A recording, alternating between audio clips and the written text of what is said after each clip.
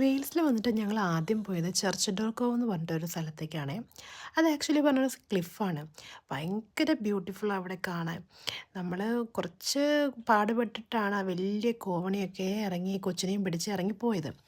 പക്ഷെ താഴെ എത്തിയപ്പോൾ റിയലി വർത്ത് ഇറ്റ് നമ്മൾ ചെയ്ത എഫേർട്ടിനൊക്കെ. ബിക്കോസ് ഭയങ്കര ബ്യൂട്ടിഫുൾ ഭംഗിയായിരുന്നു കേട്ടോ.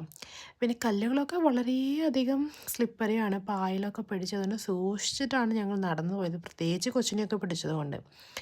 ഞങ്ങളും ഫാമിലിയും ഫ്രണ്ട്സും ഉണ്ടായിരുന്നു. നല്ല ബ്യൂട്ടിഫുൾ വ്യൂ ആയിരുന്നേ. പിന്നെ പിള്ളേർക്ക് കളിക്കാനാണേലും തിരയിലൊക്കെ കളിക്കാൻ വലിയ വലിയ തിരകളൊന്നുമല്ല.